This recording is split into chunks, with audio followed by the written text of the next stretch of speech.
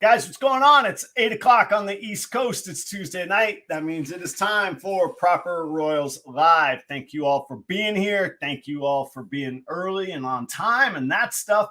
We got great guests tonight. I'm absolutely excited to introduce you all to Flawless Exotic Creations. That's Audra and Will out of Spartanburg, South Carolina. I'll tell you the brief story of, they reached out to me a little while ago and just introduced themselves kindly. And it was a really intriguing email they sent to me that just made me want to get to meet them. And we actually spent a little time hanging out off air. This was month and a half or so ago. And I was like, man, I got to have these folks on. And you'll see why. We'll get there. But they got a history in crested geckos, and they've just made a huge splash into ball pythons. Their business experience in the reptile world is really where I want to focus the show tonight, as well as getting to know them personally. But I'm really intrigued by their story and really glad to share it with you all tonight. So let's get to some announcements as usual, and then we'll get right down to the good content. First off, thanks for everybody asking how I've been doing and all that. I don't know what it is that I got, man. I couldn't kick it. I finally went to the doctor yesterday, and I got a Z-Pack, man. A, I don't like doctors. B, I don't like medicine or prescription medicine. I prefer not to take it if I don't have to, But let me tell you, a $5 Z-Pack, I feel like a new man. That stuff is magic. I wish I'd taken it 10 days ago. I've been busy with the hatchlings. All is going well with them. Some are eating, some are still shedding, some are still in the incubator, about to go into the hatchling rack. I'm having a good time with that. Keep your eye on Morph Market. I got tons of stuff going up on there. Right now, I've got 2 breeder females, proven breeder females that are on there, and a couple breeder males. And then I got about 8 or 9 hatchlings that are on there right now. But over the next 30 days, there's going to be 30 or 40 hatchlings that I make available there on Morph Market. Everything from 100% het pieds for, under $100 to some visual clowns I'll have either some het axanthic, or maybe, I don't know if I'm going to make the axanthics available yet or not. And then the Mojave ghosts. And I've got a female banana Mojave ghost, possible pastel. She is going to be available. And yes, that's a she on the banana hatchling. If you're interested in that, check out Morph Market or get in touch with me directly. All my contact information is in the Linktree link below. Hey, if you want to see another side of Adam and you're in North Florida, Friday night, Cimarron Golf Club, 5:30 happy hour. I'll be performing my music there. Nothing to do with snakes. That's one of the other things that I do. But I'll be playing live that evening, Friday night. I was at IKEA this week, and I found these. These are in the candle section of, the 9 million square feet of IKEA. 49 cents a piece. They hold the 2 ounces of water that the souffle cups do, and you don't have to throw them out, and you don't need the PVC. They're glass. These are solid, heavy duty. They don't turn over. So I got 30 of them. I'm going to try them out with my hatchlings. I want to say thanks to everybody from YouTube's been really, really from my channel has been going lately. I've been averaging 5-6 subscribers a day, which for me is big lately. And that is a huge growth. So any of y'all watching that are new subscribers, thank you. All you dependable folks that always show up every week. I am, always good to see you all. I hope I never take you for granted. If you see me swapping where I'm looking, the computer is here, and that's where I could see myself live. The camera's right here. My notes are here, and the comments are all the way over there. So I'm a one-man show when it comes to the production. But I want to say thanks for y'all joining. If anybody from Flawless Exotic Creations or Flawless Crested Geckos social media is checking the show out tonight for the first time, so glad to have you. Thanks for checking it out. Thanks for supporting Will and Audra and myself, Proper Royals, here on the channel. I made Instagram mad. I'm not going to make a big deal out of it because in the end, it doesn't really matter. I'll come back around, I'm sure.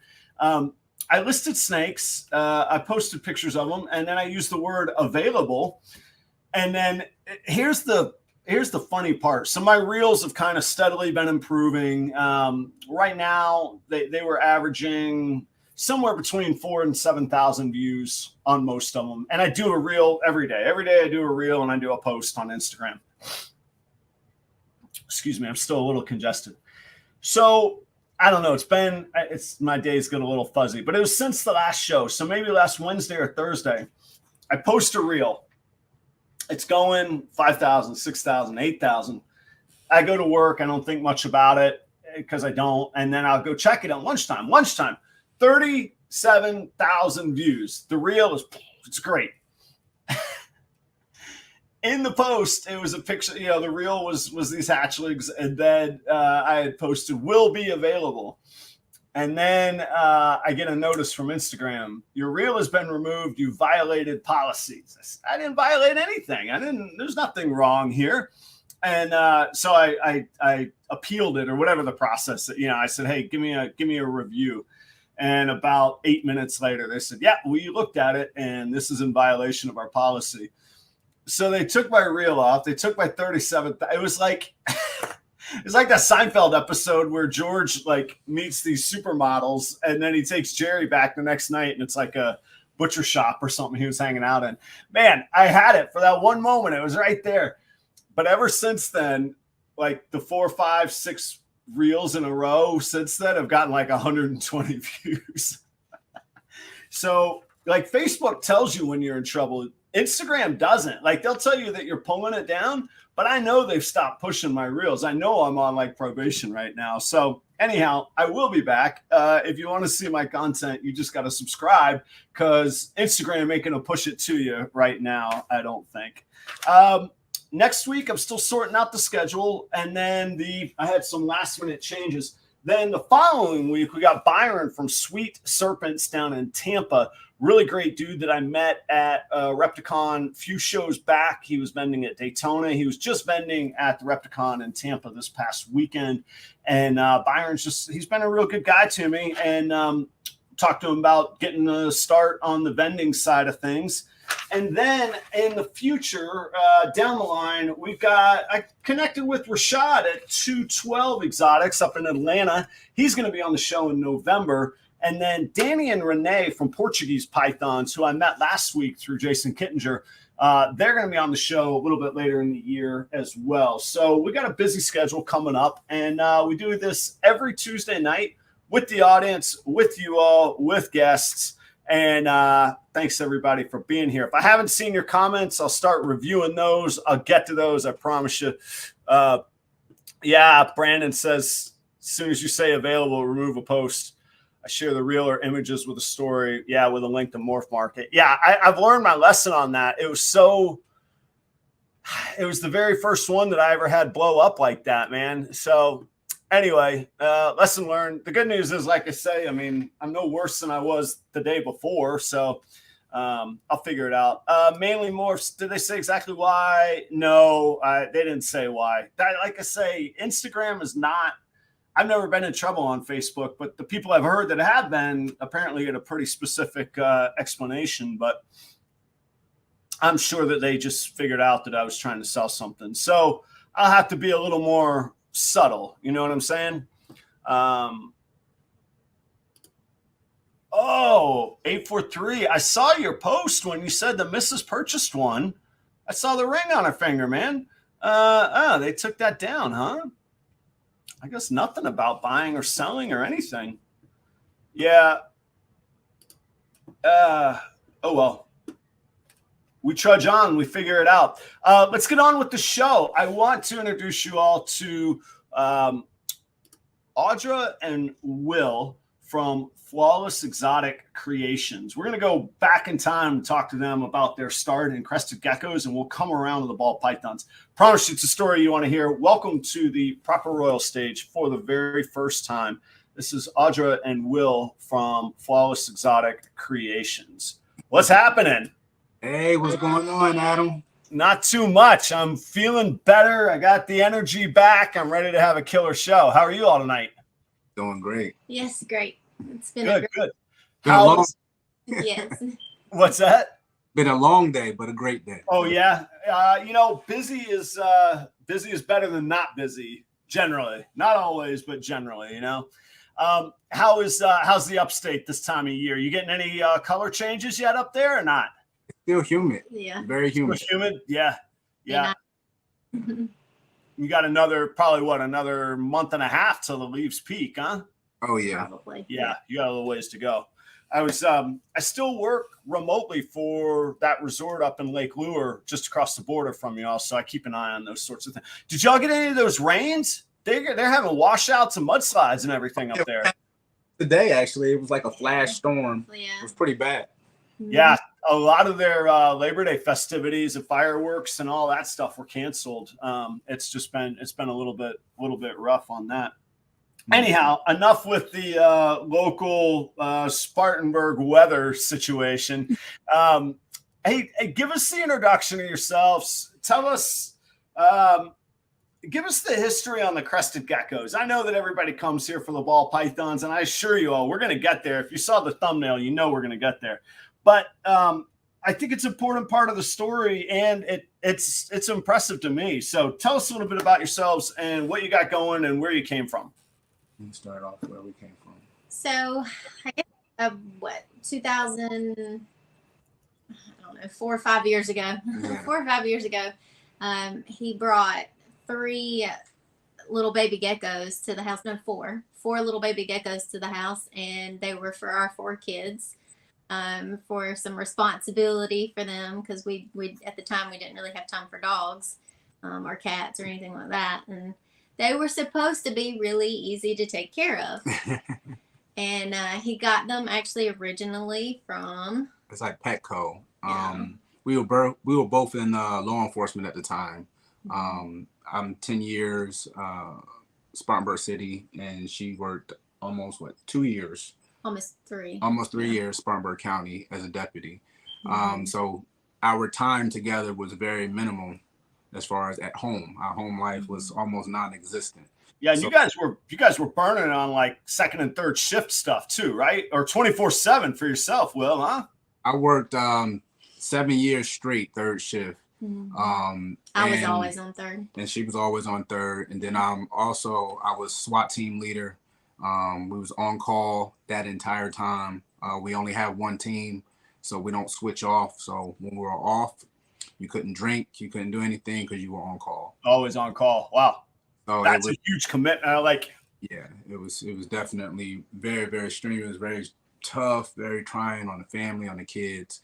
So we were trying to do different things to kind of have family events and family time at home. So you bring up crested geckos there. Well, I was actually going to make a smart remark like, poof, there's the answer to all life's problems. But damn if it wasn't. All right. So I'm sorry. I don't want to spoil it. But yeah. So what ended up happening was I go into Petco and I purchase 4 of them because the salesman said these guys are easy. They explained all the care, all the requirements. Purchased them, purchased an enclosure, brought it all home, set it all up. I'm like, all what happy. is that? Because it better not be. Yeah, she's like petrified of snakes, by the way. Yeah. And was. Yeah, it was. So set up everything and I research everything, especially coming from a law enforcement background. I watch 1,000 hours of YouTube videos just to get 30 minutes of information. Yeah. So in doing that, I came to find out that everything the sales associate told me at the store was wrong. Absolutely. Everything. Yeah. Yep. So I started seeing that there were different morphs and genes and the genetics involved, and they had them overseas, they had them here in the States. And I'm like, what is so different? So we just started investigating and digging and watching more videos. And next thing you know, we were importing from, UK, Korea. And when did you start breeding them? I mean, how long in did you start breeding them? I want to say it wasn't maybe. It wasn't on purpose? 9 months. It was on purpose, but we didn't start breeding right away. We were actually collecting them like Pokemon cards. Yes. Okay. All right. I gotcha. I'm pretty much buying a couple geckos every single month and, buying online. We're in the Facebook groups and I'm sorry. I'm familiar with what a crested gecko is and some of the morphs, but I'm not familiar with the business end of it. What are you paying for these? Like, what do crested geckos go for at either that time or now? So this is the thing. So I think it was about 18 years ago, they had a treaty where they imported, I think it was 250 crested geckos, which is the staple and the foundation of everyone's crested geckos here in the States. Okay. If you have something from, you know, pet store, anything that kind of bred it out, it was like a melting pot of geckos. Okay. That they brought in from New Caledonia. You can no longer bring them in from New Caledonia anymore. But what's happening is everybody thought they were, you know, polymorphic, and, you know, they just put male, female together and just started breeding them. Well, you know, 10, 15 years later, they start seeing different trends going on where you're seeing pinstripes, you're seeing harlequins, you're seeing portholes, you're starting to see recessive traits involved, which leads us back to the snakes. So instead of just winging it, people are starting to go, wait a minute, you got dominance, you got recessives here. You can start to predict this rather than roll dice.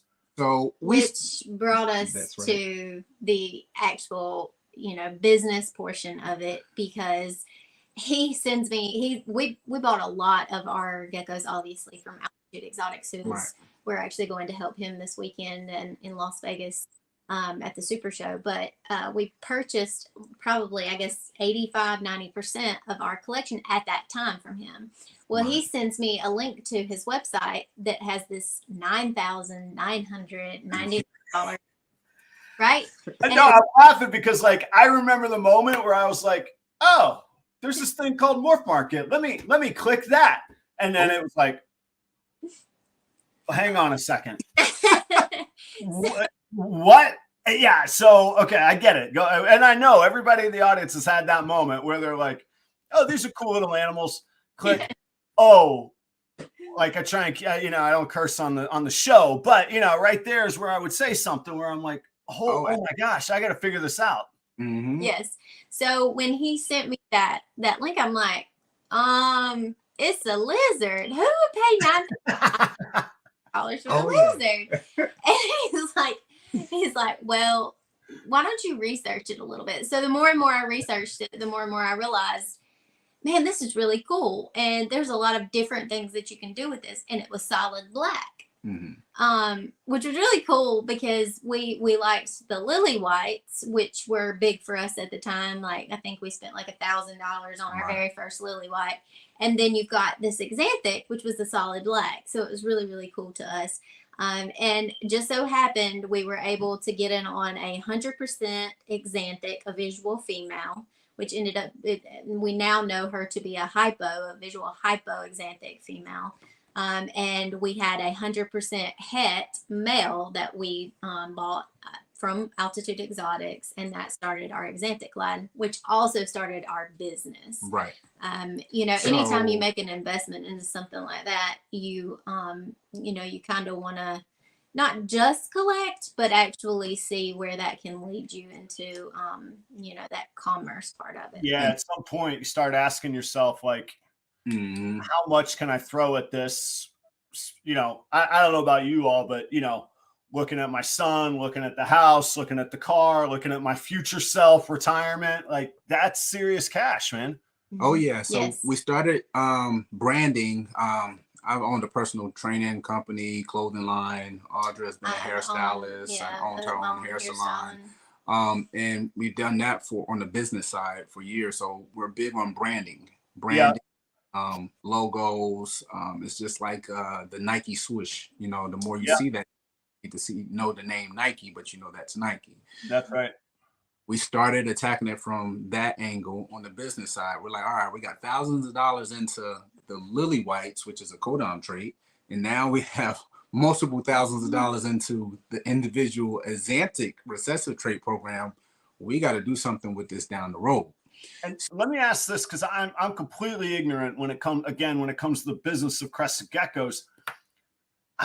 Like most people are about ball pythons outside of our little world. How many people were doing this? And I don't mean like an exact number. Like, so was part of it that there wasn't many people doing it, or there was that big of a demand that I just have no idea about? there's a huge demand. There's a huge market for it, but comparatively to the ball python market, it's very small. Yes. It's actually a specific. It's a niche market where you can't even compare the two, ball python. Yeah. How about the number of like breeder? Like, seems like almost not everybody. Seems like a ton of people that are buying ball pythons are the breeders. Are you seeing the people buying your crested geckos pet owners or collectors or breeders as well? I guess there's a couple of different crested gecko owners. There are collectors that are hobbyists. Right. Yeah. And you have people who see like our story, or they see Altitude, so they see people like AC, just all kinds of different breeders, and they want to go business wise. And so you've got hobbyists, and then you've got your business breeders. It's no different than the ball pythons. It's just okay. It's the same as that. Some of those same tiers. So you got pet owners that are going to drop. I don't know, what's a low end crested gecko go? What's an entry crested gecko go for? $50, $100 more? No. Entry level crested gecko maybe $200, maybe. Okay. Depending on where you're buying it from. Depending on where you're buying it from. Gotcha. Okay. But the thing, so you can have a male and female, don't know where they come from, and be beautiful geckos, breed them together and produce beautiful geckos. We don't do it that way. We're 5 generations into our line. So we can, it's almost like a lineage or a pedigree for dogs. That's right. Entire lineage on how we got to this point. Yes. So rarely do we have geckos under $200. Rarely. But it took you 5 generations or 5 years to get there, kind of thing. No, I would say it took about almost 3, because we did it similar to how we're doing it in the ball python. So when we hooked up with the top people, wanted to see what was their most interesting and intriguing projects, and took a look at it, see if it interests us, and jumped into it. So your target's always been the high end. You're not going for mass numbers of low end. I don't want to say just high end. I want to say the fun stuff, the pretty stuff, the nice stuff. We really tried to perfect whatever it is that we were interested in at that time. So he liked reds, I liked the high whites. Yes. So we discussed it and said, let's do red high whites. So we'll have those, base colors of red, and then the high whites are very drippy and gorgeous. I mean, it's very difficult to get a solidly white crested gecko that is not in the lily range. So to be able to perfect that and make it flawless, that was kind of like our thing. That was our shtick, I guess you would say. Yeah. So, all right. So obviously, we wouldn't be sitting here talking about it if you didn't have some success. I'm going to leave it up to you. I know you shared some stuff personally with me. You share whatever you want. How would you describe your success, though? I mean, it was fantastic what you were able to accomplish with crested geckos. I think it took a lot of this. It was a lot of work, I would say. First, I don't think many people understand how much work it took the first couple of years. So let me lay the groundwork. So basically, it's like the cliff notes to what we've done. We came up with a brand. We came up with 2 logos. Started pushing those logos on every single picture. You come up with a standard for your business on how you operate. And anything outside the lines of those standards, you deviate from, you get away from. That's right. Meaning we've had contact us and say, for example, hey, we want to buy from you. We're going to buy a gecko. It doesn't matter what the amount is, but we're going to buy this gecko from you. We haven't purchased from you before. Can you take a video of it on your phone, record yourself putting it in the box, tape it up, and then send? I'm like, we don't do that. Like, you can check our feedback. You can check. We don't have any negative transactions with anyone. You can, investigate, do your due diligence, but that's not a part of our standards. Yeah. So. Sorry, I saw a question pop up. Yeah, I'll loop back around. But yeah, a quick one. What you all are going to be at Tinley, right? We're still waitlisted for the 3rd year. Oh, I got you. We did Schaumburg instead of coming down to Daytona in hopes of hopefully getting into Tinley. We was actually at the US ARC auction as well. We spoke with Brian Potter a couple times, so it's looking hopeful. We're gonna see. But go ahead. I'm sorry. And you know what? This is actually kind of funny. Charlie, this is Charlie at Reagan Renee Pythons.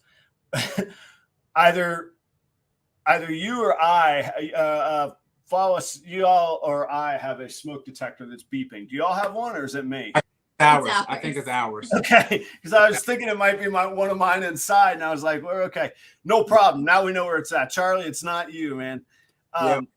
So the brand standards, we actually talk a lot about that on this show, and whether, like you say, it's the Nike swoosh, whether it's the Macy's font on a brown bag. So you set a standard and a brand for yourself, and where from and you talk about, you said there's a whole lot of hard work, which I can empathize with, but what's some of the work you put in on it? So this is where a lot of businesses fail. So we're a couple, love it to death. We've been together forever. It's my baby, but we're business partners as well.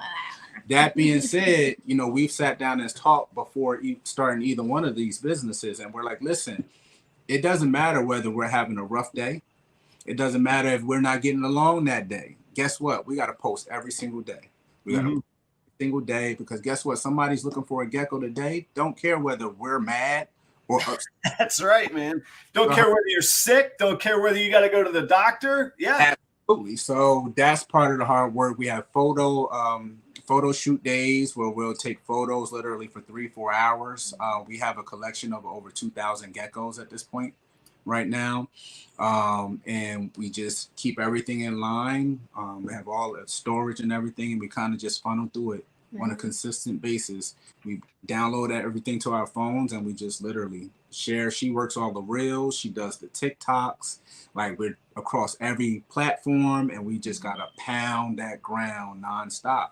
So that's where most businesses fail, because we're in the technology world. Can't just function, I mean, especially with COVID, strictly through just shows, which is an impact of how we work. We love doing shows. We're going to do as many big shows as possible. But guess what? We go to shows expecting to make nothing. Zero. So I wanted to talk about that too. Actually, I'm going to make a note about that on the show note there. While we're talking about, so it's two thoughts.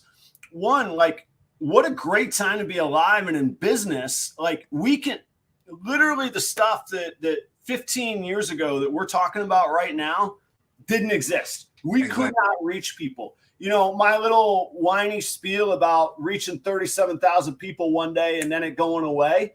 Like, you wouldn't be, I complained about having 120 views on my reels, but if I had a storefront and 120 people came in and looked at that one animal, it would be the most amazing day ever, right?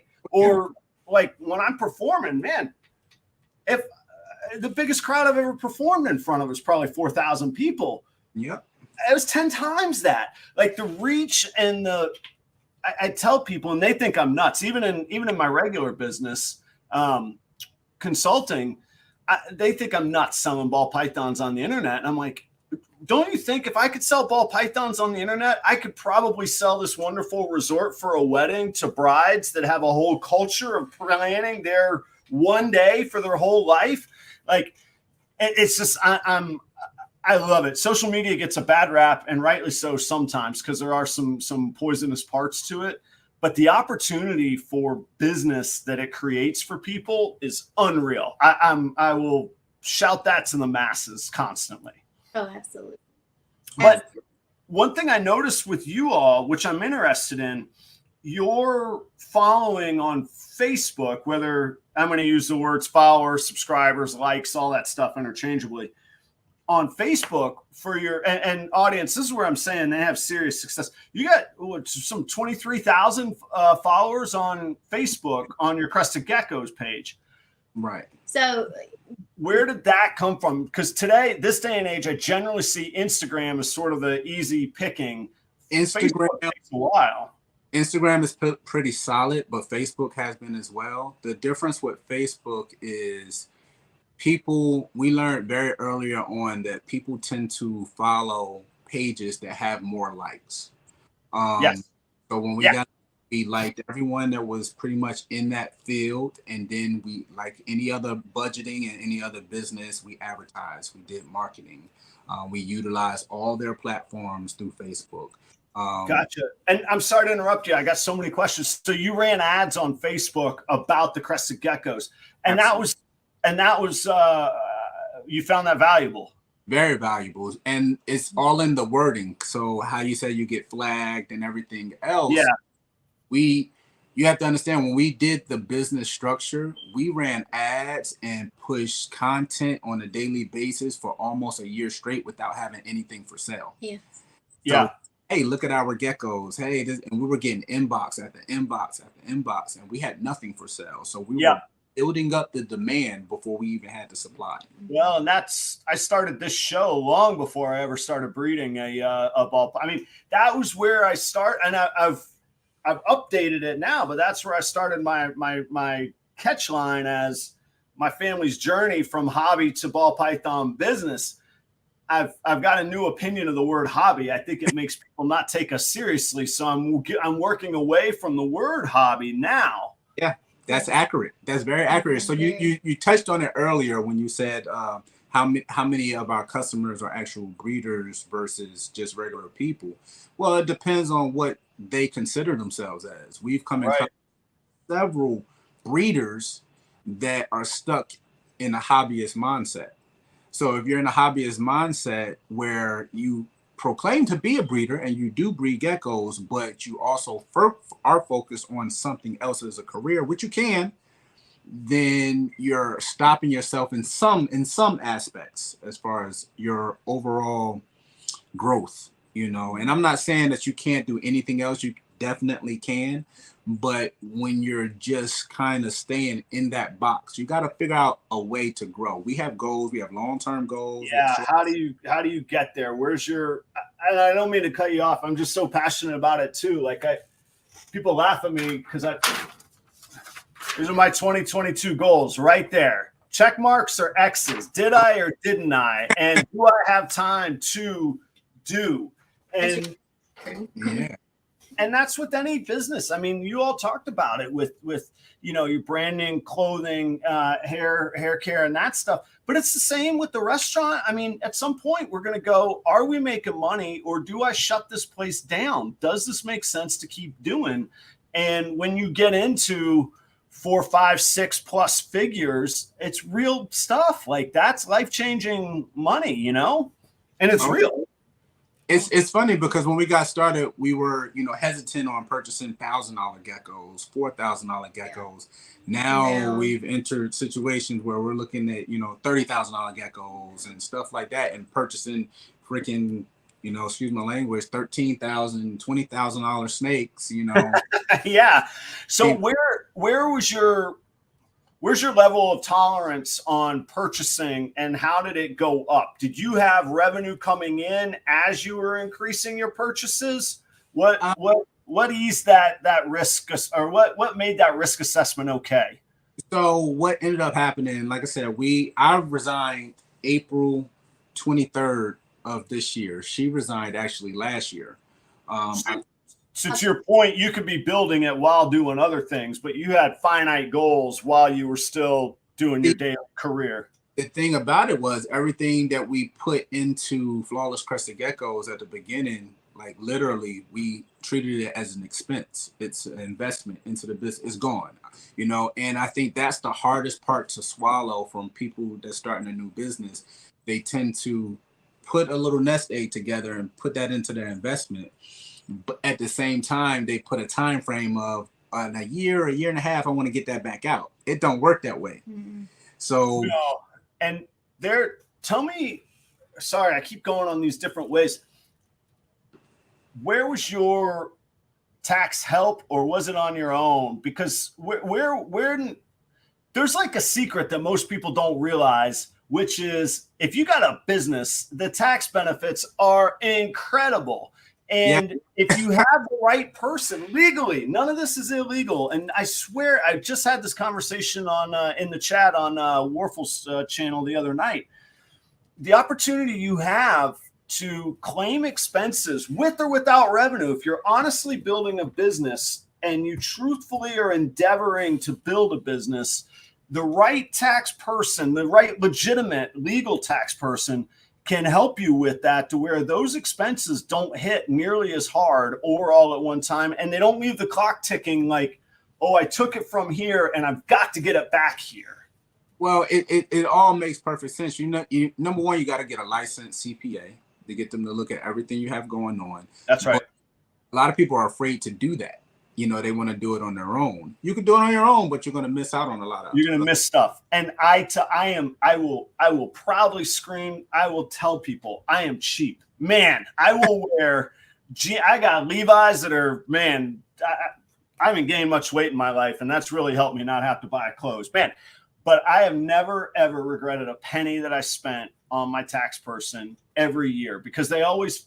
First, they guide me in the right way, but second, I always get more money back than I would have if I did it myself. It's like what she says. Tell them the saying you say. You hang around.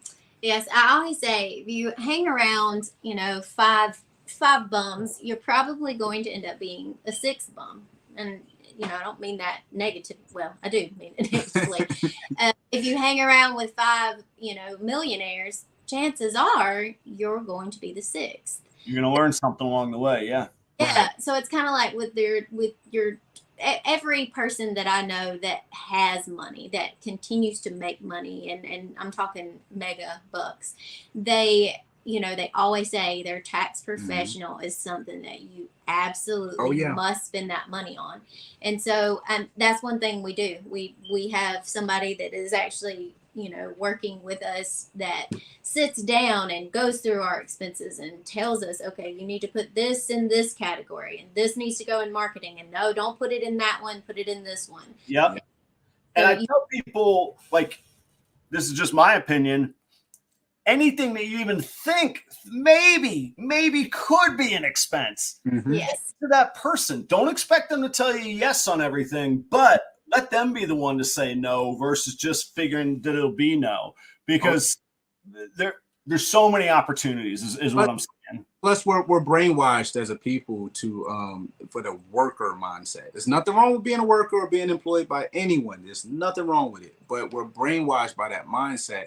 And we don't seem to understand how the world is truly working. Your regular savings account, your checking account, I don't care what you have in there. You got $100,000 in there, and if you're sitting there, you're saving money. Don't want to do anything with it. Guess what? The bank is gambling it away. They gambling. They giving you pennies on what they using your money toward. So I would tell people, give it a shot. Read the first 2 chapters of Rich Dad, Poor Dad. Just try. If you hate it, and don't get me wrong, that guy writes stuff just to make you mad, just to poke at you. Just let that part go, because there is some incredible factual information in there. And I just what you just said, Will, is right from chapter 1 and 2, right? Go to school, get good grades, so you get a good job, so you can work for somebody else and make them money. Absolutely. So with our dynamics and being very homebodies and wanting our family together, we wanted to spend more time together. But back on that topic of the taxes is, if you reinvest it back into your business, again, talk to your CPA, you may end up saving yourself money, like actual dollar for dollar. There's a lot of ways where, you fall into an upper or a bump, whatever your income is, it bumps you up into an upper tax bracket. But if you use it as an expense towards your actual business, you may end up lowering your income, which puts you in a separate and lower tax bracket and don't have to pay as much taxes as you would have had to pay.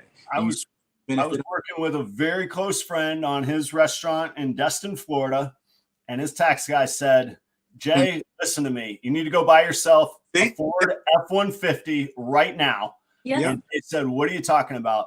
He goes, I don't need an F-150. The guy goes, you're either going to get yourself a new truck today, or you're going to write that check to the government. And Jay said, how about I just that's a huge truck. I'm going to get a V6. The guy said, no, you needed to be a delivery, full size, way more than 5,000 pound truck, and I could take care of it for you. And that's what he did. He went and bought himself a brand new F-150 that day. We built the facility, we were here actually in our home. So we built a facility, a standalone brick and mortar facility on our property. So they built the shell custom exactly to our specs, and we actually finished the inside of it all.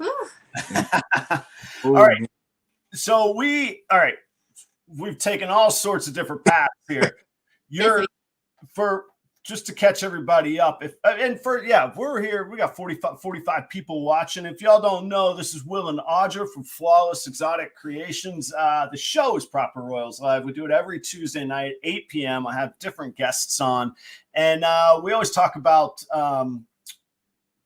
reptiles, generally ball pythons, but Will and Audra are catching us up on their crested gecko journey, and it's important that that's the background before we get to the ball pythons. And Beast Morph straightened me out. Yeah, it's probably, I was throwing out numbers because I was on a roll, but yeah, okay, 6,000 pounds. Got to be the full-size, heavy thing, and then suddenly it's classified as a delivery vehicle for the company. And I don't want to turn this into a tax seminar, and there's plenty better people at it.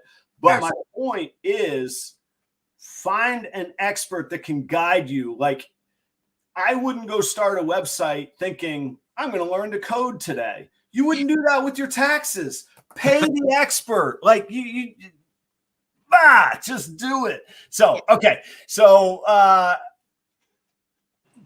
catch us up to where you're at today on your crested geckos. You said you got 2,000 geckos. How many of that is generally for sale, and how much of that is your like holdback / breeding stock? So we structure it. So the way we end up doing it, breeding stock, we may be up to right around a little over 300 breeding stock. Okay. So right now, if we wanted to, we can put 1,000 geckos up and make them available, but we don't really see any benefits to doing that. So what we do is we'll pick 30, 40 at a time, and we'll come out with a new website update every 3 to 4 months. Typically once a year, we'll do a Black Friday sale where we'll put maybe 200 geckos up there. And it's a huge flood to the website. The issue with it is besides the Xanthics, and even with some of the Xanthics, there's never identical geckos. So it's like that one that you're looking for, there may be 4 or 5 people trying to get the same gecko. I see. And what platform do you use for your website, and what sales platform do you use for your website? We use Wix. Audra actually built the website through Wix. The thing with the website, so this is my other business tip that we use. We love Morph Market. We're going to keep using Morph Market forever at this point. But we hate for anyone else to be in control of our. Sure.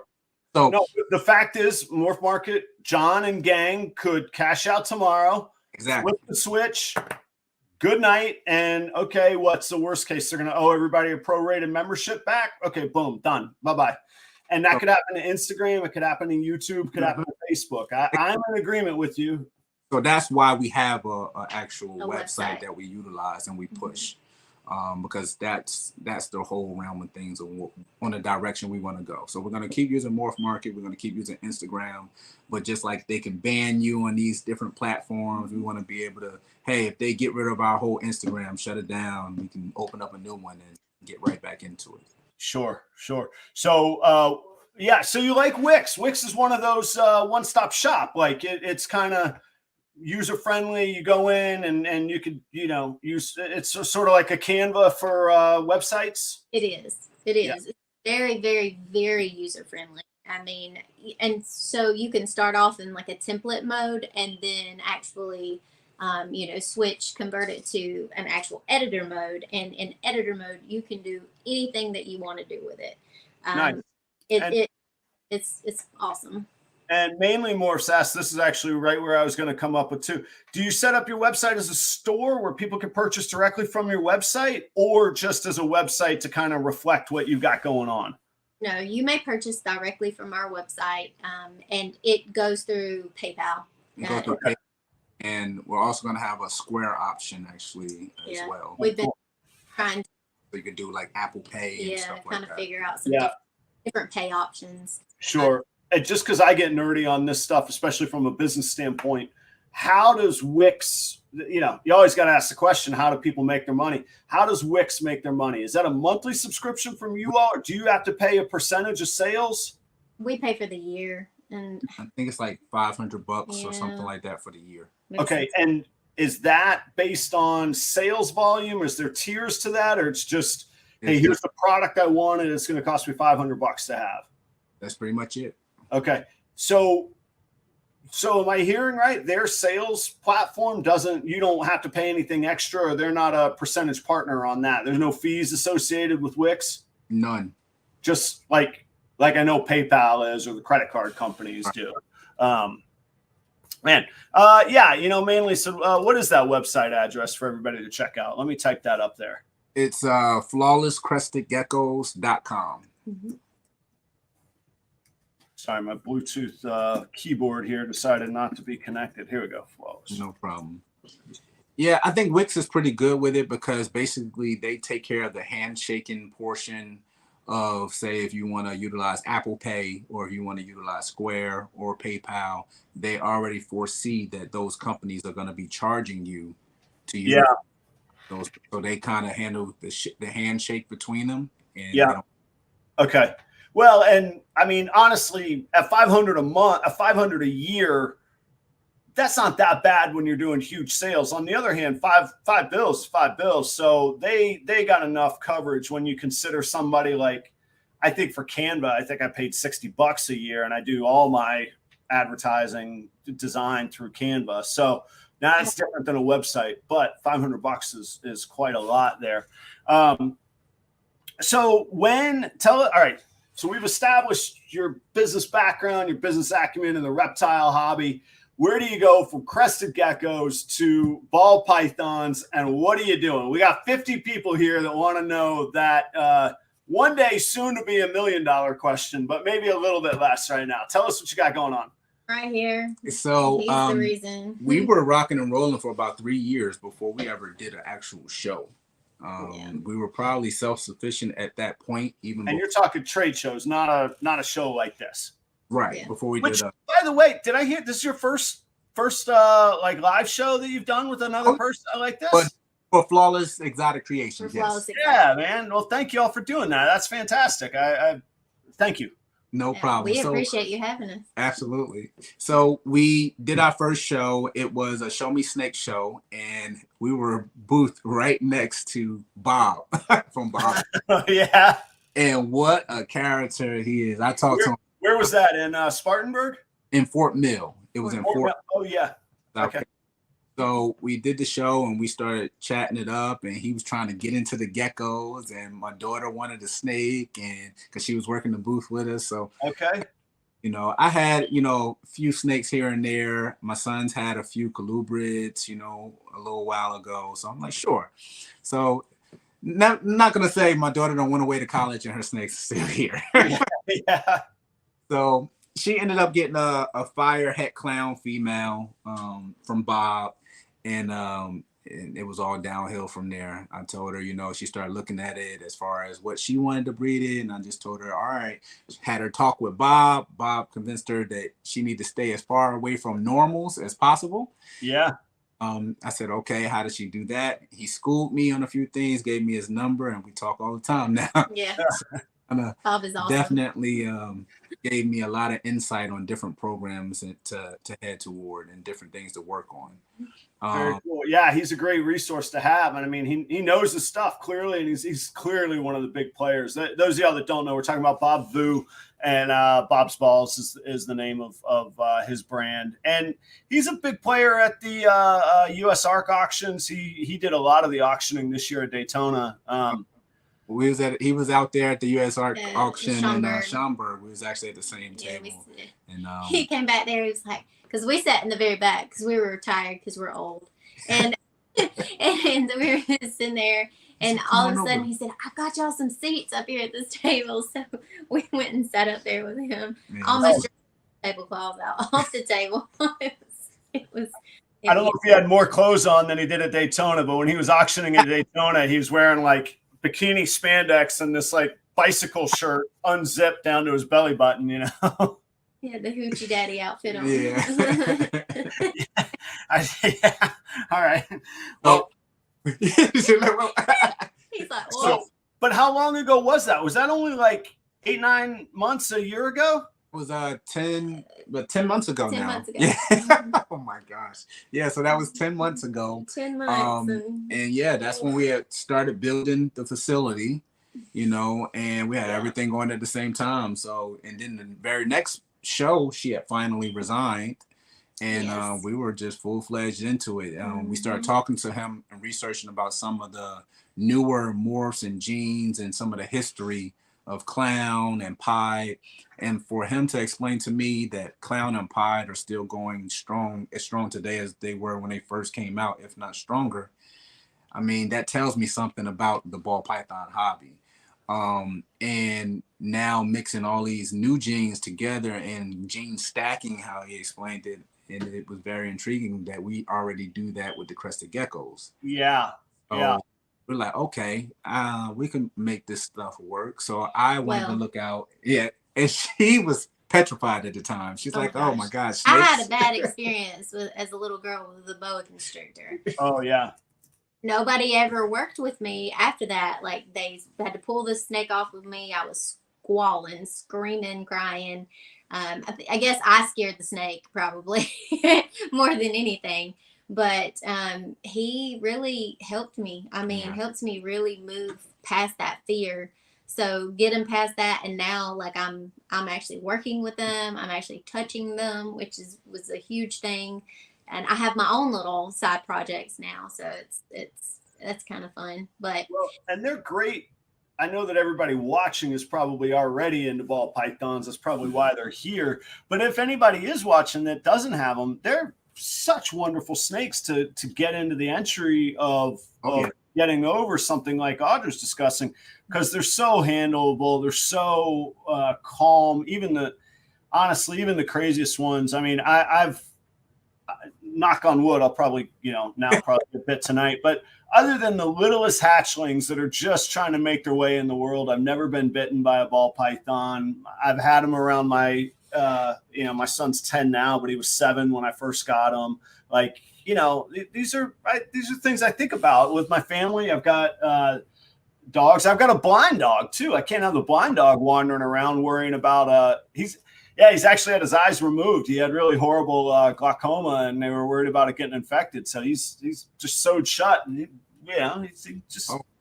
he's making his way. He's all right. He's an old man living life, But so I have right now I have 90 snakes. I mean, but I have them all around those all the things that I love. The snakes are fine around.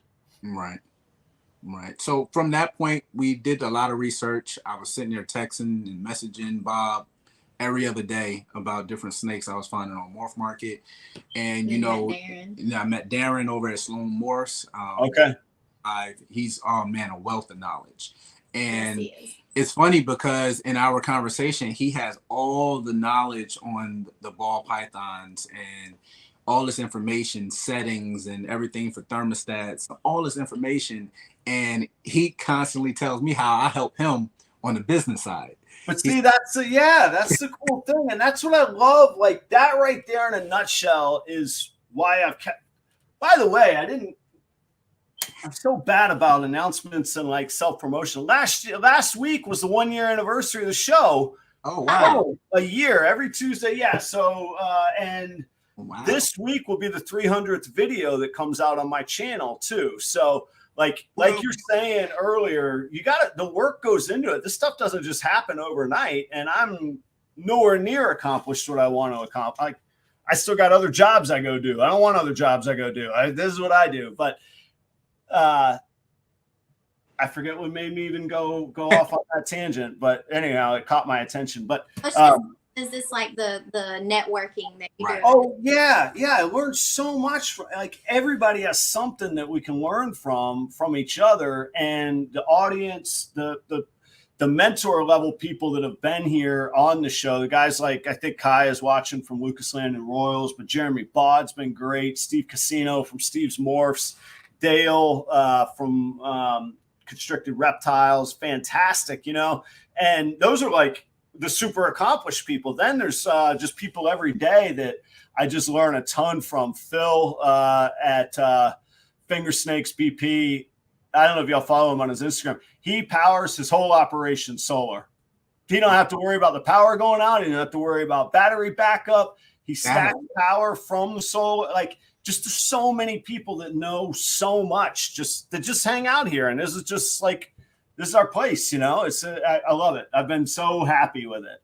It's a lot of positivity, and I think that's what we liked about your show, right? And what we caught on with your show. We've watched you for quite some time now. Thank you. Just the journey that you took, and you know, being able to learn from that, and the positive nature that you come with everything. Yeah. It was just very impressive to us in how you run your business and how you are doing your YouTube channel. So we saw you putting in that work, and just thank you. Because of that. I think it comes from a place of gratitude. Like I work my butt off, but I also am just thankful for every day. And I've shared this on the show before. I lost my mother at 59 to cancer. Like, you don't know when your time's coming. And so like, it's probably unhealthy sometimes, but I have this like ticking clock. Like, Adam, what are you doing? What difference are you going to make today? What are you going to accomplish today? This list of goals that I got up here, it's not going to get done on its own. And I only have myself to hold accountable to that. So I like it. Plus, I'm not good at sitting still. People talk to me about movies and stuff. I'm like, I don't sit still for 3 hours. Like, I can't do it. It's just not me. Yes, you can't sit still at all. Yeah, I just don't, you know. So, and it's me.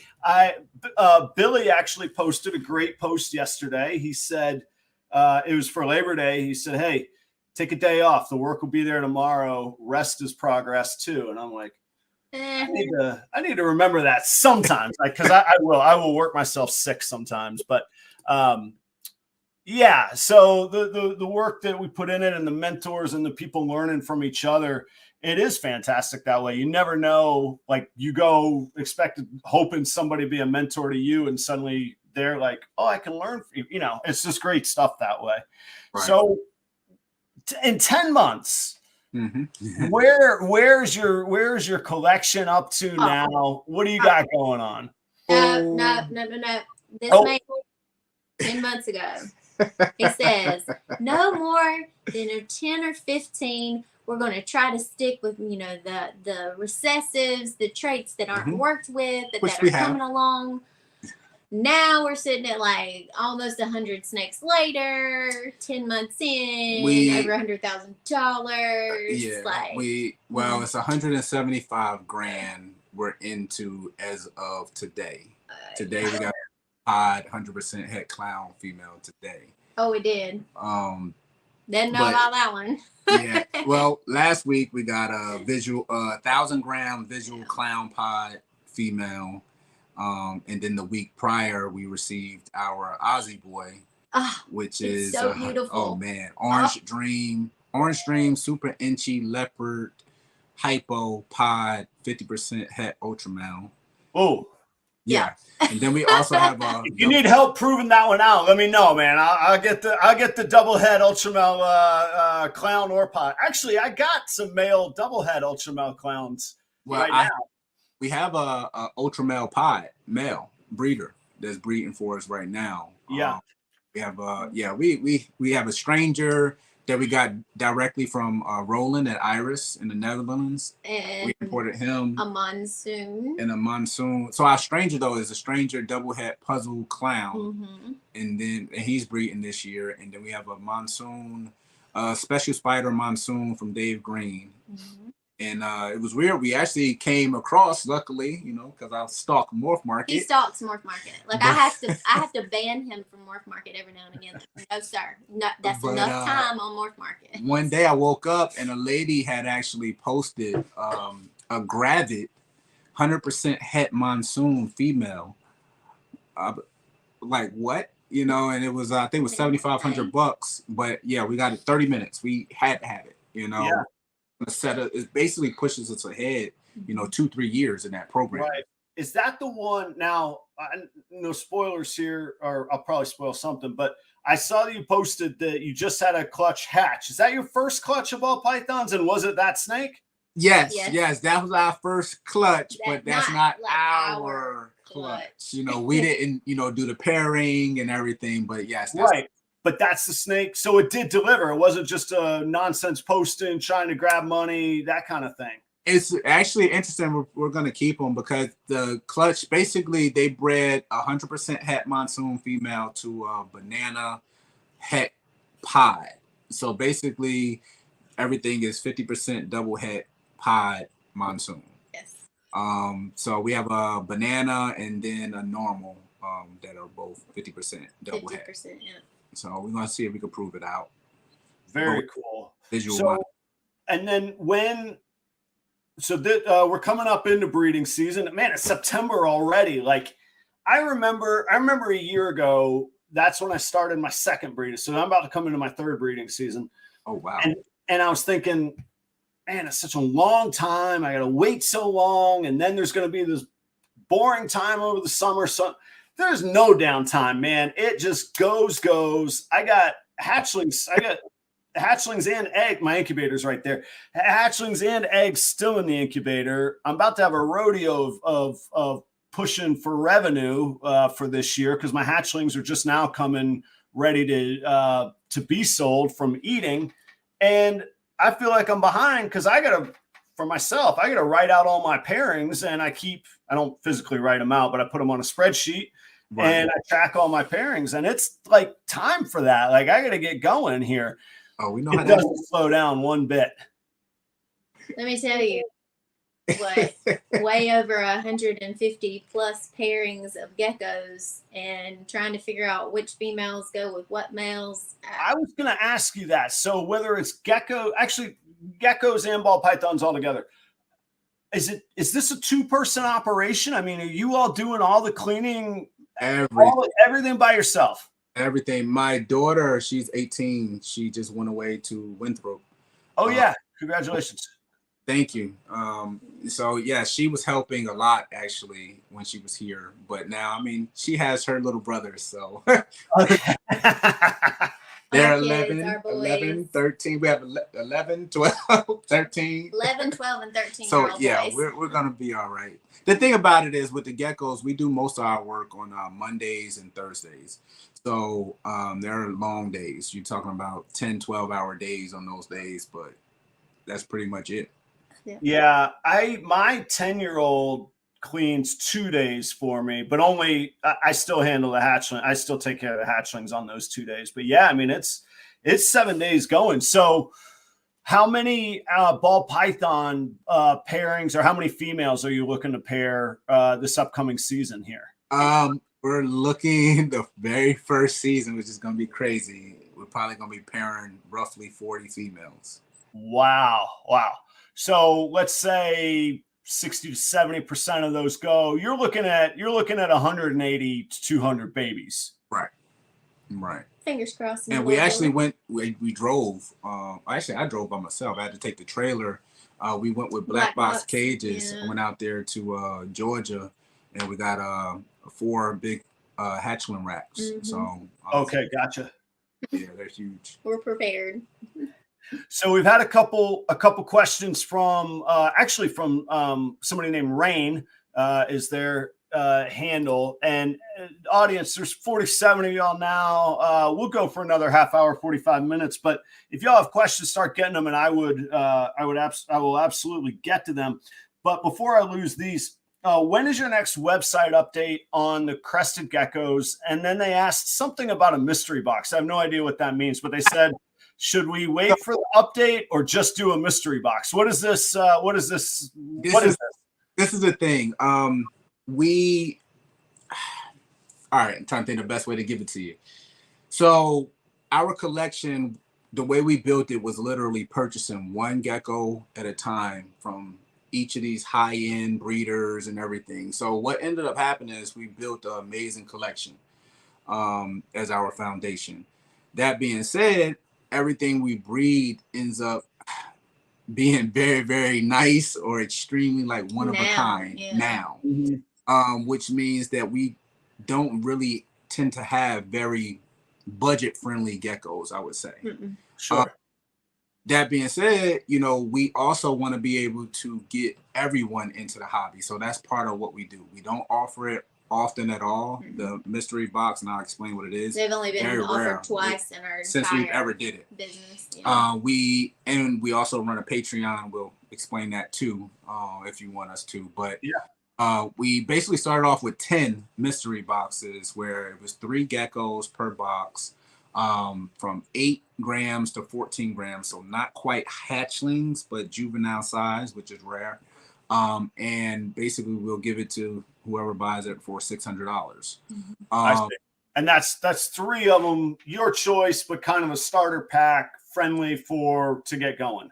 Right. And also With what we do, we give it included. with lineage. Most mystery boxes do not come with lineage. I see. But we are with lineage. So basically you're growing out basically definitely double the value of what you're purchasing. Yes. But we do that so people that fall short of that budget can get into it, and that the prices aren't holding them back. Gotcha. I got to hit pause for 1 second. I got to do a quick shout out to Paul at Large Marge Morphs. I don't know Paul. I think maybe he's just recently started watching my channel, but Paul was cool enough. I don't even know how you do it. You can leave money or give money or contribute or whatever the right word is. You can support me both live, but also on traditional videos. And Paul, thank you very much, man. You made a handsome contribution this week, and that will go to feed the ball pythons. Those of y'all that don't know, any stickers, super chats, any way you get money to me through YouTube, go straight to my ball pythons. So I had to say thank you. I am a appreciative person. You didn't have to do that, Paul, and I look forward to you hanging out. Thanks for coming by tonight, and I'm glad I got to see you. Awesome. There we go. Always worth a pause if somebody's helping out, you know? Oh, absolutely. Absolutely. So that's what the mystery box is. It gets people in who may have an entry-level budget in on some higher-end geckos into their collection. Now, so to clarify, and I don't know enough about crested geckos, in ball pythons, we have misses. Like, I got stuff that I'm probably going to end up wholesaling this year because I very early on bought some females that they didn't prove out to be what I was sold them as. Okay. Don't buy a ball python in a Chick-fil-A parking lot in Columbia, South Carolina. On the other hand, I bought 2 of them that day, and the other one has paid very nice dividends. So, you know, okay, fine. But I say that when you breed crested geckos, are there misses? Are there pairings that don't work out on these mystery boxes? Are these essentially high-end geckos that you're just discounting and really hooking somebody up, or are these, would they be equivalent to normal or 50 or 66% possible hets in the ball python world? Oh, they're high-end geckos. Oh, cool. Earlier stage. So what we found in the hobby is most crested gecko breeders, they tend to fall short on space as far as housing babies and growing them out. Where we've learned from Altitude Exotics, he tends to offer breeders, full size male or females when he makes his sales. So that's more so a strategy that we're kind of following up upon, since it's very rare that people offer those in abundance. Right. And we'll do the growing out, no problem. So we'll hold on to our babies, our hatchlings, hold on for a year, 2 years, and then offer them, because we have so many, offer them up, in small spots. But like I said, we can take that same 8-gram gecko, where after it really puts on some steam and gets up to 35 grams, 40 grams, which is full size. Okay. We could turn around and maybe sell it for $1,000, $2,000. Who knows what the price may be? But as a baby, we can offer it and allow someone else to raise it. Yeah. And add it to their programming. I see. And then always a popular question: how are you feeding your ball pythons? What's your feeding program? Are you growing rats? What are you doing there? Oh, I see the look between you two. All right, let's go. We got it. Well, let's just say I had a pet rat. Yeah. He's trying to keep all the food. She keeps them as pets. I'm like, no. So I have a buddy of mine that's actually building more of a staging center for us that I'm going to bring to here to the facility, where we'll be able to at least separate them in pups, mice, and, you know, weans and smalls, because we're feeding live. We're really, really close with our rat supplier at Carolina Rodents. He's Okay. Awesome. So if Meet you're him in all our times a area, night, doesn't matter. he's You great. know, Drew is a really good guy. Yeah, those relationships are primo. Phenomenal. Shout out to Trademan Exotics here in Jacksonville, man. I almost don't want to recommend him because I don't want somebody else buying up his supply. You know what I mean? So, well, our guy has a full-blown operation going. He He's just spent, I think, amazing. like 60 grand in ARS rat racks. So Yeah. those all set up. He's amazing. Fantastic. He's amazing. gotcha. And you're going with rats, not ASFs or mice? Rats. Well, South Carolina, actually, ASFs are legal. That's right. You know, so we're just doing rats and mice. And Yeah. doing pretty decent. Mhm. Yeah. Hopefully not needing ASFs. Well, no, and I think getting hatchlings started, they can be really helpful. And if you have an abundant supply, the challenge is what they're going to eat for your customers. So like I start mine on ASFs, but I actually had a customer, and actually a thank you to a guy named Scott Feltner. I don't know if he watches or not, but and he must, because he got my direct email rather than which is properroyals@gmail. But he actually purchased a snake, and he said, "Hey, you mind working on getting it over to rats before you ship it?" And I said, "Absolutely, no problem." Most of them I like to have on frozen thawed rats before I list them on Morph Market. But if it's something that I know is going to sell, I'll get it out there, kind of thing. So, and I update them. So some of mine show live ASF, some of mine show frozen thawed. It's because I update it when they do move over. But to get them started, they're like candy for those little things, man. Like obviously, I'm not going to recommend you mess around in South. I wouldn't recommend anybody mess around with any different laws. But I do like them. It's not worth your collection. It's not worth your ability to sell those things. So I truly mean that. That's not tongue in cheek. Like, don't mess around with it. But I do like them to help to get started. And then I have a few animals that I'm not going to say wouldn't eat rats, but they're either tougher eaters or they might only eat a rat once a month, where if I put an ASF in there, nail it. Every time. Or if I have like, I made an investment in a acid male this year. It was kind of close. Was he going to make breeding season or not? ASFs, man. That guy is living large, man. He eats whenever he wants, all the time. I take care of him. He's going to make breeding season. What's your plans with the acid male? Well, right now, I'm kind of hedging my bet this first season because he's going to be a juvenile. He's going to be right at that 550, 600 gram mark. So I can't put all my eggs in one basket with him. But plan A for him this year will be to be paired to an ultramel pinstripe. So I want to have acid head ultramels and acid pinstripes head ultramels. And then I want to see if my trouble is I have a lack of a mature female clown. So I've got a bunch of het female clowns, but my female holdbacks won't be mature till next year. They're coming up. Those are from, like you're talking about, at bottom is the hatchlings. They're coming up. But I'm going to put him to a het clown pinstripe that I have, female that I have, because he's 50% het clown as well. And I want to see if he proves out. So I'll try him out on that female. If he does prove, I'll only get maybe one or two according to the odds. But then next year, even if he doesn't prove clown, next year when he's mature and I can depend on him and he's a proven breeder, I'll send him right through all my visual females. I want to have a head acid army is what my plan will be with him. And from next year, I'll buy another investment caliber, whether, or multiple, but something of that grade, so that each year I'm kind of rotating through my visual recessives. Funny enough, clown's the only one I don't have a mature female visual on. My other recessives, I have a breeder female for all my other recessive projects. We actually went similar to that route, but in our business plan, how we did it, we did a little video kind of on it as well. Speaking about what you're talking about as far as your recessive, like your clown females and, even pod females. and how, you know, when you buy them like with codoms tied in, multi genes, that's what we're buying as babies. I mean, Yeah.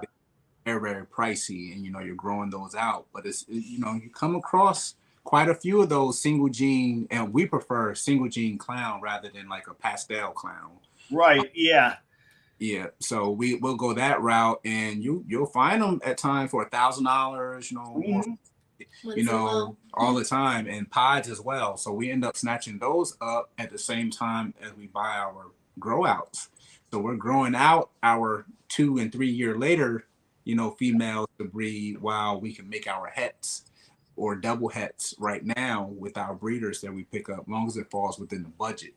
You know, I would give, as I think you all are doing it right, but advice to people watching. It took me a little while for this to click. If you can, buy the females, and when you're dealing with recessives, buy the female as the visuals. You can always get the hets cheaper, and you're always going to pay more for the visuals. And I know that's tough. This is a guy like this is coming from the guy that works 60 hours a week in restaurants grinding it out. I know what the value of $1 is. I completely get it. But here's why. Let's take that acid example. Let's say he doesn't prove clown. Really no problem, because I have female visual that I'm going to breed him to. A year later, that offspring male is ready to go right back to mom. Right. If you don't have the visual, then you're hoping you're only getting 50% het offspring instead of 100%. Then you're winging it. You're going to breed that back and hope to prove out the little boy. Well, 50% of the time, he ain't going to prove out. Versus having that visual female as the hatchling that's grown up, you can always breed the hets right back. You only have to wait a year or so to get those going. And it'll allow me to stack them, the codoms, quicker. So like I picked up a hypo male that I really like. Actually, I picked up a male and a female, but pastel, and she fire. Well, I think that's going to look amazing with in a clown form or in a pied form. Well, right. I could breed that male. So first I'll get double hets out of those babies. They'll be hypo and pied on the hets. But if I hit, you know, an Enchi fire pastel that's 100% het pied, I could breed it back to the female immediately. It's just ready to go. So pay that money up front, but you got to give yourself that 5, 8, 10-year window. I mean, this is nothing quick here. You have to. And Sloan Morris, he also told me, Darren, it was a weird way to play with the allelics. Play with the allelics. You know, we deal with those, you know, the Enchi screams, or, you know, black pastel and Enchi. You know, you get one of those black pastel Enchi hides. You know, hey, you start throwing out pots, everything is going to be one or the other. You're not going to have Those of y'all watching that don't know, I did a video on, you could search my channel for allelic video, but allelic genes are basically, they're called act like super. You'll get one or the other, but never both. So to use your example, if you have an Enchi black pastel or an Enchi cinnamon, every offspring, either parent, doesn't matter. It could be the mom or the dad. Every offspring from that litter will be either cinnamon or Enchi, or black pastel and Enchi. And that eliminates the odds of getting normals. You know, that's a built-in return on investment right there.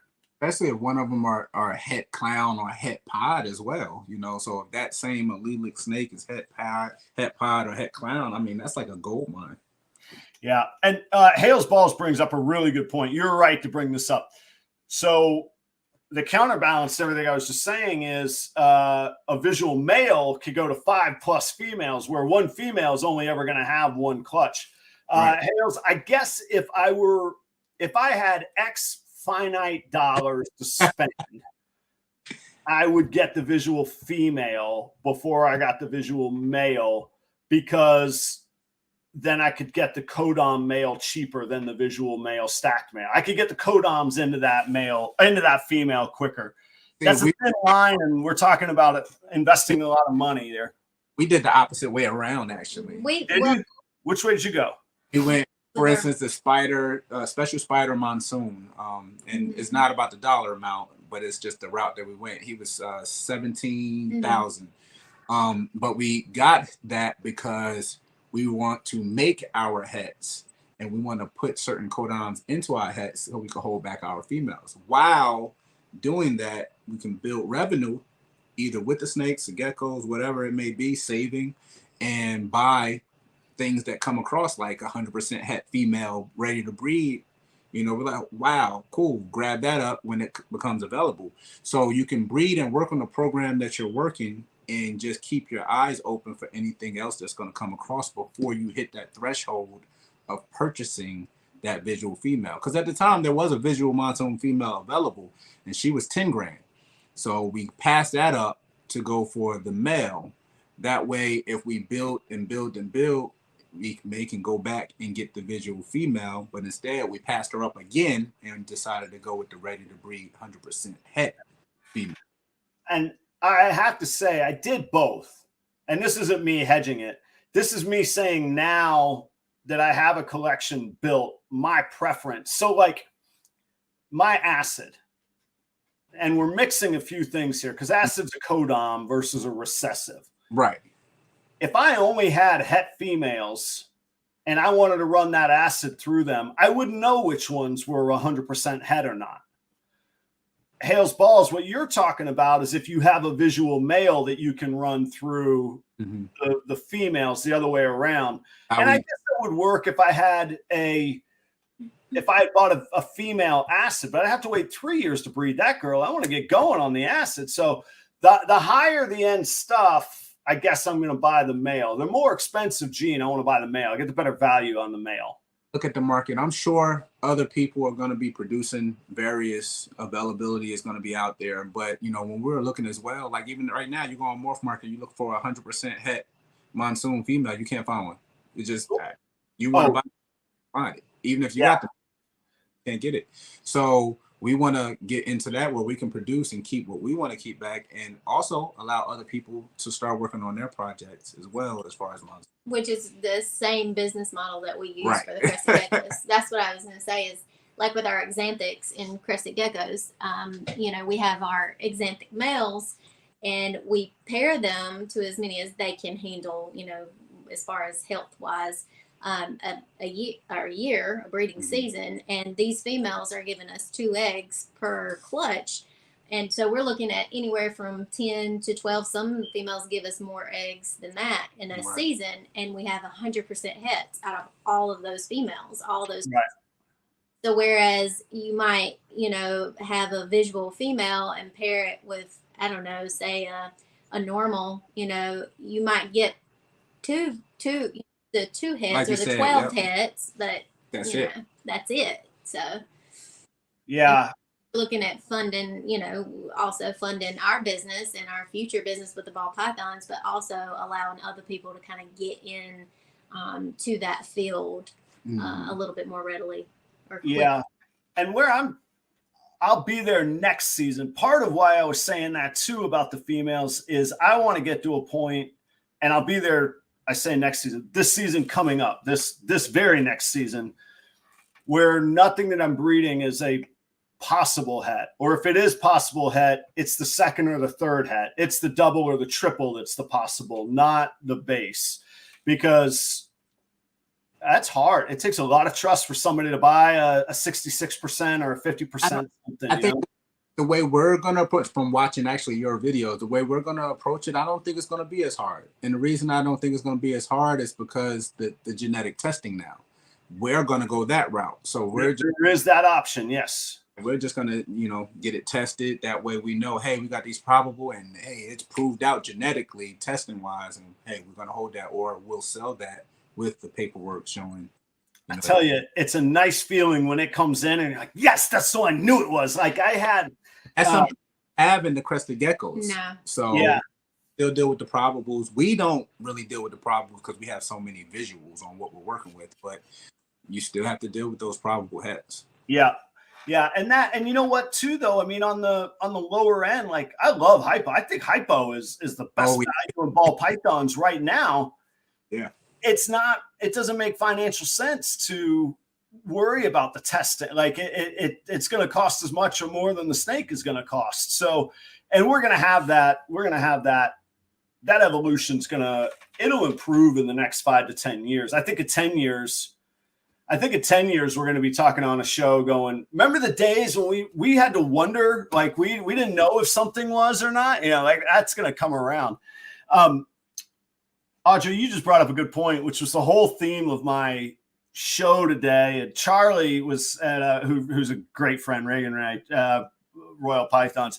Charlie was giving me a hard time because he said somewhere in the comments, he goes, "You waited this long to come around to talk about ball pythons?" But yeah, I did.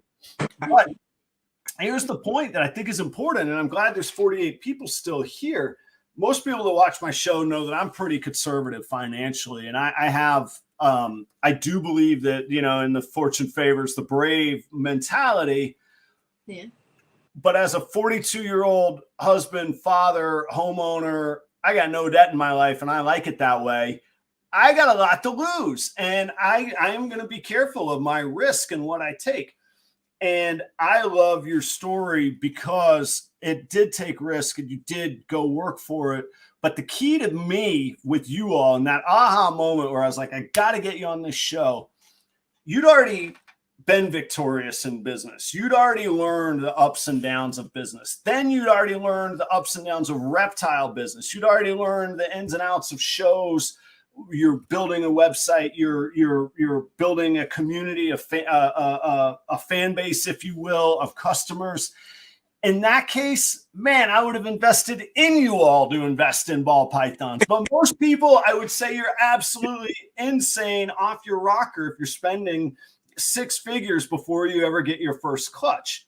If you already know what you're doing, that's a whole different story. And I think it's an incredible story. I've loved every bit of it. I've loved hanging out. Like this is cool. What audience, what questions do you all have? I've driven the show tonight. Thank you all very much. But what do you all have? What have we not covered? What did we say we wanted to get to or that we didn't?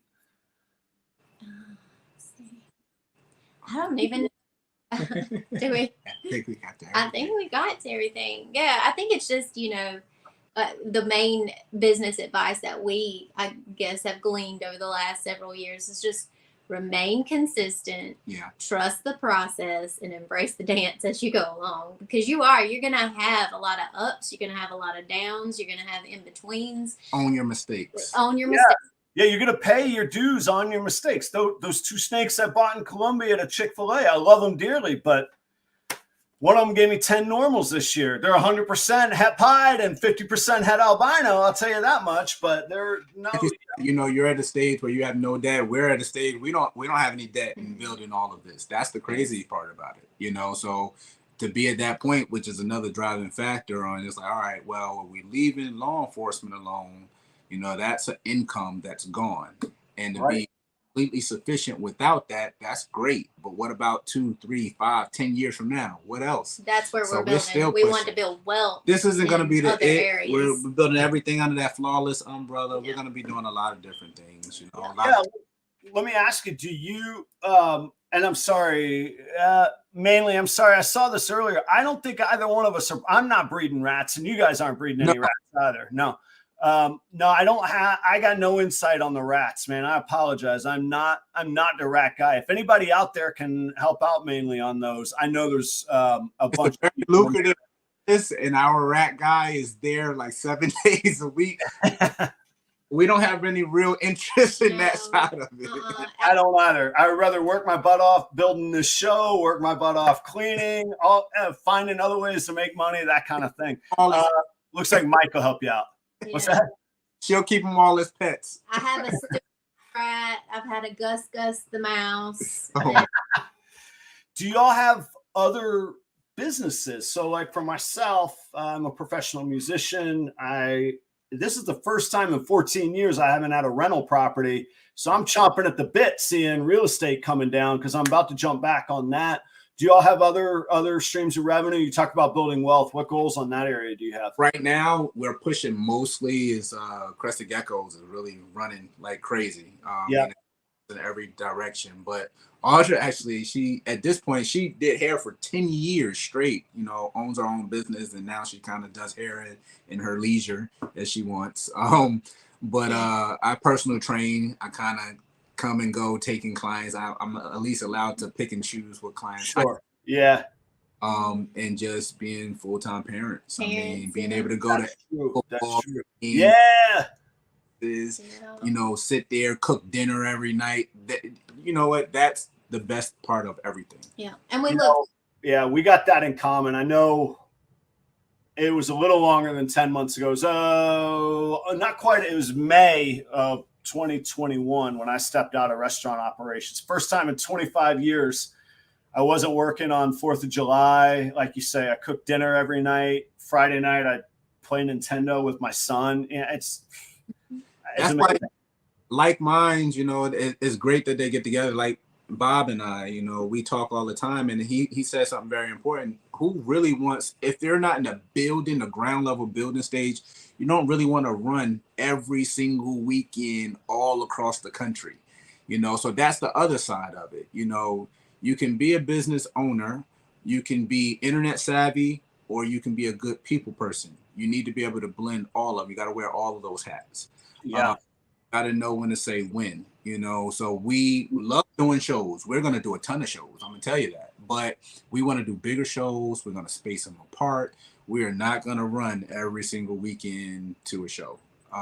But we will make the shows. And if that means that we don't make any money at that show, we still want to be there to meet the people, you know. But I don't know. You got to have a middle ground, you know. Yeah. Yeah. I don't vend at any right now. And so I have this, I love it. It's kind of an obsession of just learning, but I love finding people that I can learn from. And I have this knack for getting basically people to put up with me. When I first started playing music, I found the best band I could possibly join. And I was like, I'll just play rhythm guitar. I don't want to take any solos. I don't need to be in the spotlight. Just let me be in the middle of it. I did that. I did a winemaking internship in Napa, 2011. I was making wine in Napa. And I told the guy, don't pay me. I don't care if you have me mopping your floors. I'm going to learn if I'm around you. Just like you said, you hang out with millionaires, you're going to learn something. And by the end of the week, I was there for 3 weeks, but by the end of the first week, the winemaker was like, you put that mop down. And out to the vineyard we went. By the end of the second week, I was making a Chardonnay for him.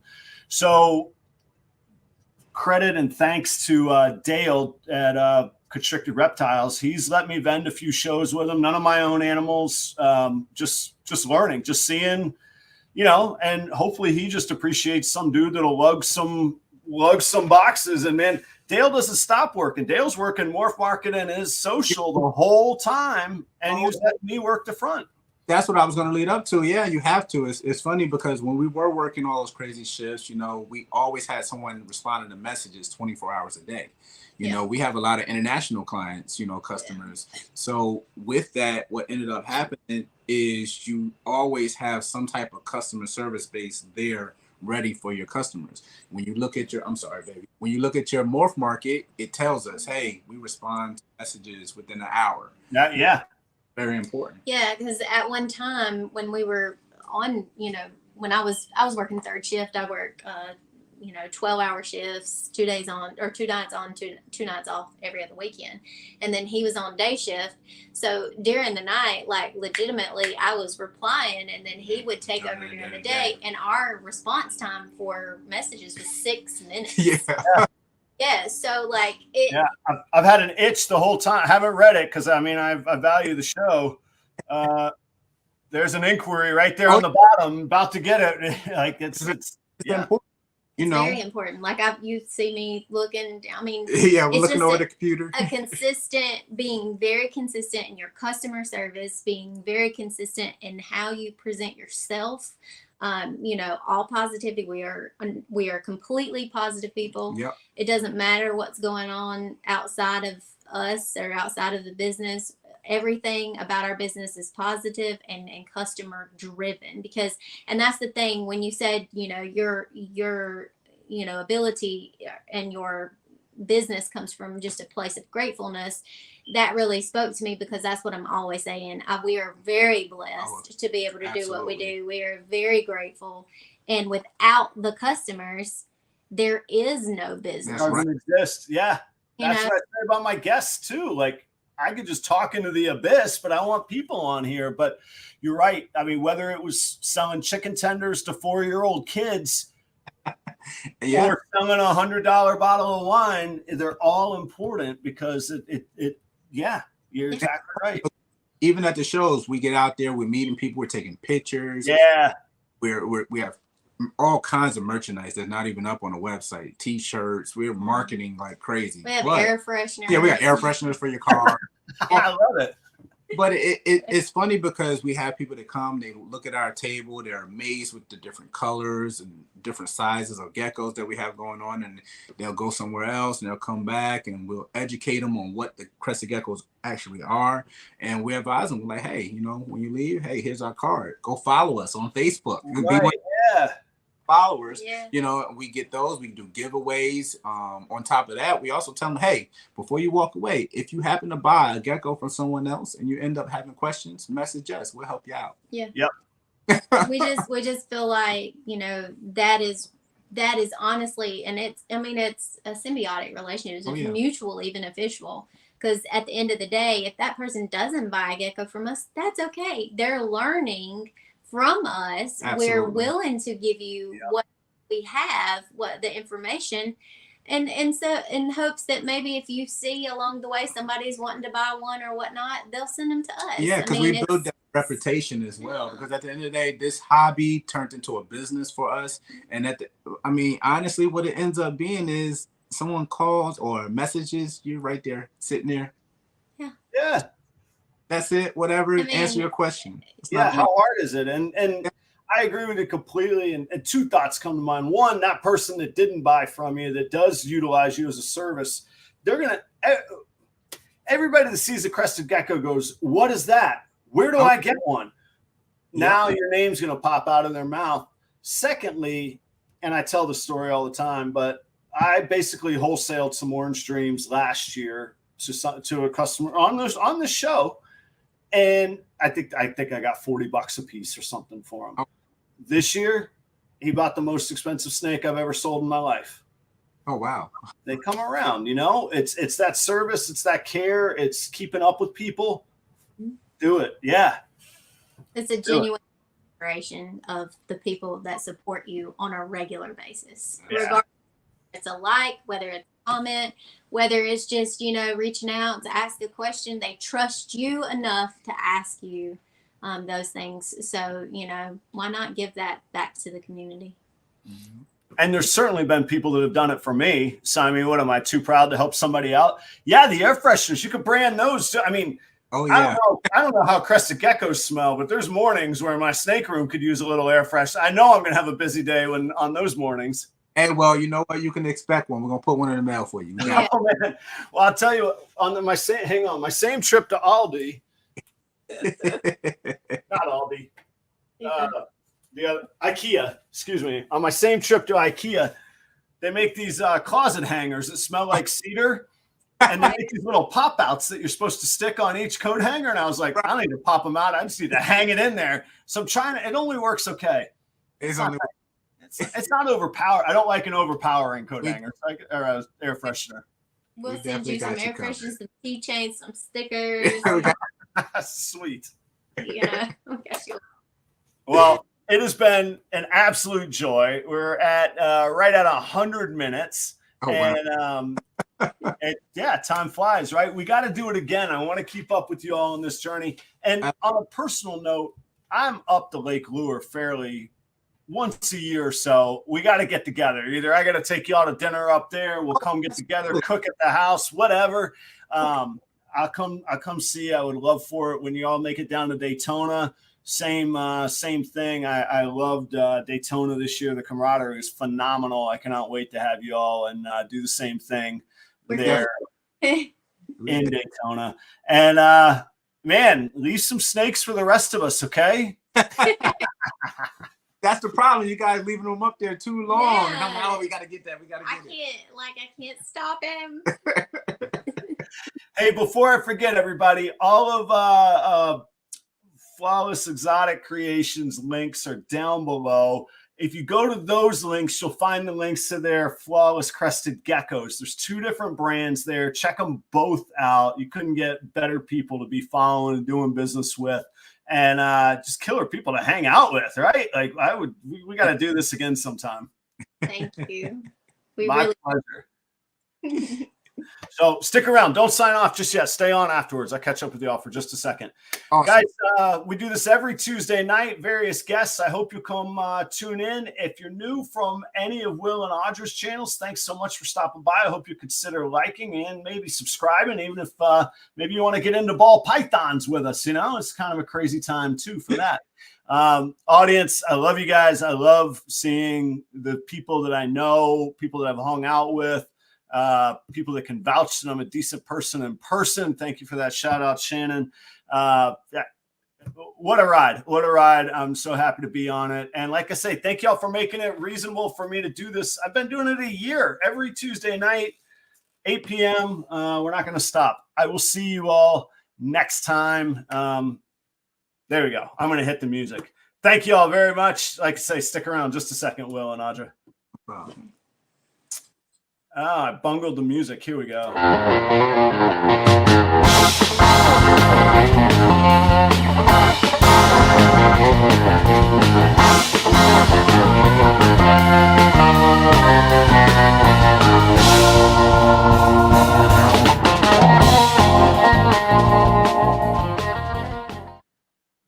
You know it's him. Good night.